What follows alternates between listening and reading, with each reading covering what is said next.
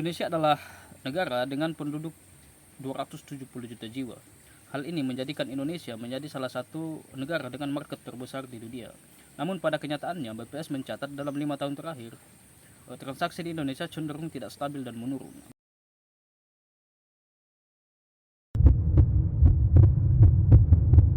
Tahun 2024 ini kelas menengah turun drastis dan semakin miskin dari tahun 2019 hingga 2024. Jutaan orang Indonesia jatuh miskin hanya dalam 5 tahun terakhir. Pemirsa, kondisi kelas menengah hingga bawah di Indonesia sedang tidak baik-baik saja. Hal itu bisa terjadi karena harga bahan pokok yang naik sementara pendapatan masyarakat segitu-segitu saja. Jumlah masyarakat menengah di Indonesia menciut berkurang 9,48 juta jiwa dalam 5 tahun terakhir. Akibatnya, para produsen pun terkena dampaknya. Penjualan tidak sekencang dulu lagi dan perputaran ekonomi tidak secepat dulu lagi. Terjadi penumpukan di gudang-gudang produsen dan bahkan mengancam adanya kebangkrutan. Ada beberapa alasan yang membuat jumlah masyarakat kelas menengah di Indonesia menciut. Salah satunya adalah melemahnya sektor manufaktur. Padahal sektor ini berperan penting dalam menyerap tenaga kerja yang sebagian besarnya di Indonesia bukan lulusan sarjana. Berbeda dengan sektor jasa yang memang tidak bisa menyerap tenaga kerja lebih banyak.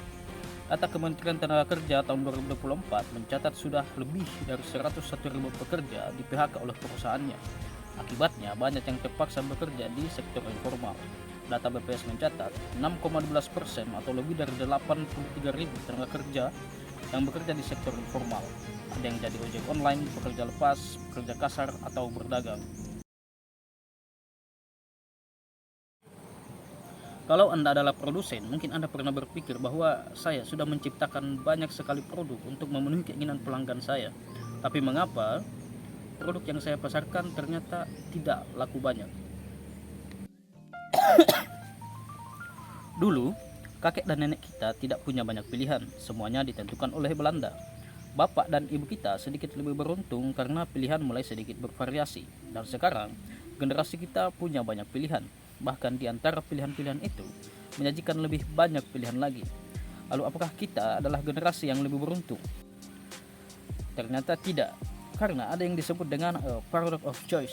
Bagi kebanyakan orang, keharusan untuk memilih satu dari banyak alternatif bisa membuat mereka merasa terbebani, apalagi kalau budgetnya terbatas. Semakin banyak pilihan, maka semakin besar bebannya. Apa akibatnya? Mereka bisa saja menyerah dan akhirnya memilih untuk tidak memilih sama sekali.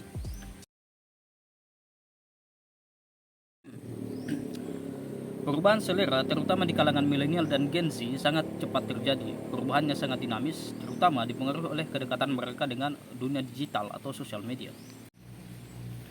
Keterbukaan terhadap teknologi, milenial dan Gen Z lebih banyak menggunakan transaksi non-tunai, seperti menggunakan m-banking maupun e-wallet. Milenial dan Gen Z juga terhadap sesuatu yang membuat mereka tertarik, terutama dalam platform digital, sehingga para produsen harus mampu beradaptasi dengan perubahan tersebut. Dari 270 juta penduduk di Indonesia, 245 juta diantaranya adalah penduduk muslim atau sekitar 87%. Hal ini menyebabkan perayaan hari besar agama Islam itu sangat mempengaruhi tren belanja di Indonesia. Di bulan Ramadan terjadi yang namanya spend habit. Data dari Nielsen mengatakan tipikal konsumen di Indonesia spend hampir 30% bahkan lebih di bulan Ramadan dibanding bulan-bulan biasa. Mau itu di industri clothing, groceries, home appliance, dan behavior tertentu yang cuma belanja barang itu saat Ramadan. Tahun 2019 BPS pernah merilis sales retail itu naik 18,55% sebelum Lebaran, makanan dan minuman naik 22,3% dan fashion sampai 17,3%. Bahkan ada beberapa fashion yang naik hingga lebih dari 100% di bulan Ramadan hingga Lebaran. Pemilihan barang di kalangan remaja yang jadi market terbesar untuk produk fashion dan aksesoris sangat dipengaruhi oleh lingkungannya, terutama teman-temannya. Alasannya adalah yang pertama, remaja cenderung melakukan hal yang sama dengan teman sebaya untuk menghindari penolakan dan diterima dengan baik dalam kelompoknya. Yang kedua, teman sebaya dapat mempengaruhi perilaku konsumtif seseorang seperti pembelian aksesoris dan lain-lain. Yang ketiga, persepsi individu terhadap kelompok sebayanya akan menentukan keputusan yang diambil termasuk dalam keputusan pembelian.